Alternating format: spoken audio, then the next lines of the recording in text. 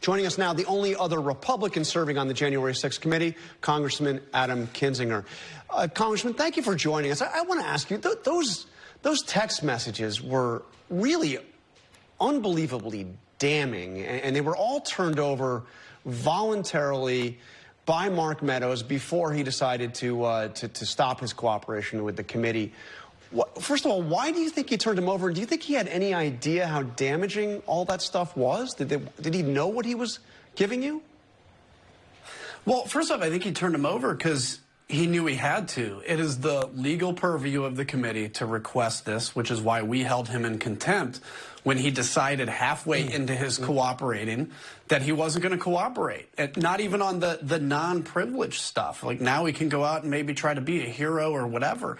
And I'm not sure if he knew how damaging they were going to be, but it doesn't matter because he didn't have a choice. We have that legal authority to get that. And I think the interesting thing, Jonathan, about all of those texts, and, you know, each one of them has their own kind of flavor of importance, but a lot of these texts were about a year ago, some even, you know, a little longer than a year ago.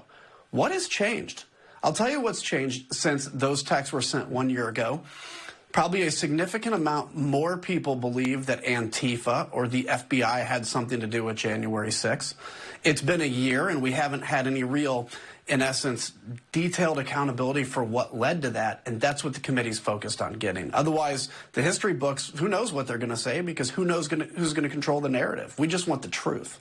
There are also text messages, and I assume you have more, but the text messages that you released from your colleagues, from your Republican colleagues on January 6th, and as you said, before January 6th, that look pretty damning. Do you think that some of your Republican colleagues bear direct responsibility for that riot? It's possible. I'm not ready to kind of go to that point yet because I want to let the facts dictate it. But I will tell you, yes, there are more texts out there that we haven't released where it's, you know, folks not saying things like, hey, Mark Meadows, why don't you make sure all the votes are counted and then whoever has the most wins. It's going around the nuances of the law, or it's saying, here's how we can use this technicality to win. And I think that's why we have to look at the Electoral Count Act and say, look, if there's people that know the technicality of this and how to win against the will of the people, something is wrong that we have to change on that. But we're gonna pursue doggedly everything to the ends of the earth, and that includes. And we don't like necessarily having to go here, but that includes members of Congress that had any involvement. Yeah, so let me ask you about that. I know no decision on this has been made, so I'm asking your opinion, to be clear. Do you think your colleagues, some of your colleagues, should be subpoenaed, if they won't do it voluntarily, should be subpoenaed to testify before the committee? Yeah, absolutely. And, you know, I don't, the question is House rules and speech and debate, you know, all those nuances. But yes, I think if you had anything to do with what happened on January 6th, and I think more importantly, even than January 6th, is the events and the nuances that led to January 6th. Right. Because January 6th was a really bad day. Everything prior to that is the rot in the democracy or the rot in self-governance that we have to correct so we don't get another January 6th. So absolutely, anybody, nobody, member of Congress, former president, nobody in America is above the law. So a subpoena for former President Trump. Again, I know the committee hasn't made a decision, but you think that should happen? Here's how I'll say, if we need it, yes. Nobody should be above the law, but we also recognize we can get the information without him at this point. And obviously, when you subpoena the former president, that comes with a whole kind of, you know, circus environment. But if we need him, we'll do it. Right. It gives him a big platform, to be sure. I want to play something else that Liz Cheney said about the importance of Meadows testifying. Take a listen. And Mr. Meadows' testimony will bear on another key question before this committee.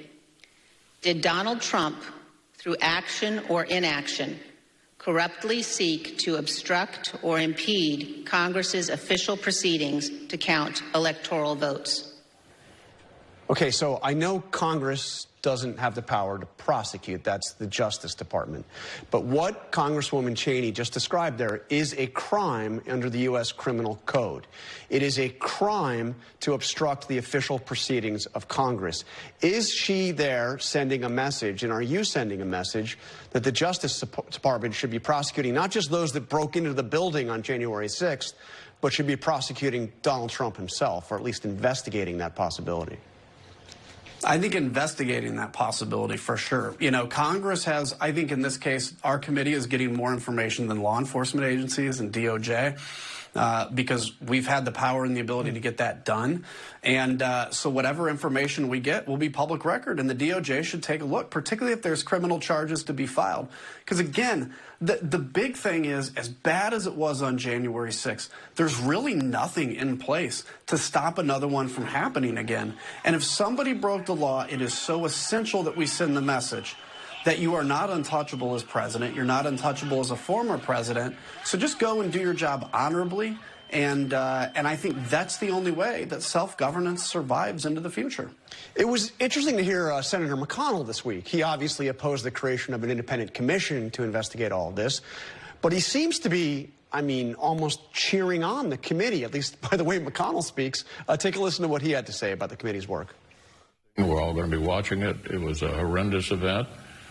And I think that what they're seeking to find out is something the public needs to know. That's not exactly what Kevin McCarthy, the leader over there in the House, is saying. Right.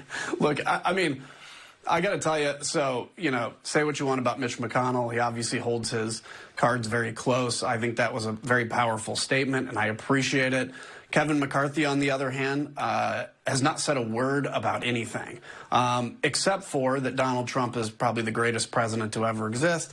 And Kevin McCarthy himself, I think, made Donald Trump relevant again when 2 weeks after January 6th or so, he went back down to Mar-a-Lago and brought him back to political life by putting his arm around him, taking that picture, and basically sending a signal to the rest of the Republicans that were pretty quiet at this moment that we got to get back on the Trump train. And he bears responsibility for that. I don't think history books are going to be kind to him. Okay, we're almost out of time, but one more question. You won a big decision, the committee did, the appeals court, D.C. Circuit, on that executive privilege case to get all those White House documents that are housed at the National Archives. The committee, the court gave Trump 14 days to appeal. That 14th day, I think, is Christmas Eve. Do you expect that the Supreme Court is going to take that up, and do you think you're going to get those documents?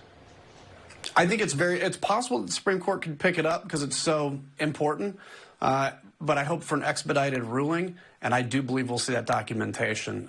It's the American people's documents. It's not Donald Trump's, and the court's made that very clear. How important are they, those documents? I think they're going to be really important. I think we're getting information regardless if we don't get them, but obviously that's going to be important. There's a lot of visitors' logs, et cetera, that we need to see. Okay, Congressman Adam Kinzinger of Illinois, member of the January 6th committee, thank you for joining us. Appreciate it. Of course, thank you.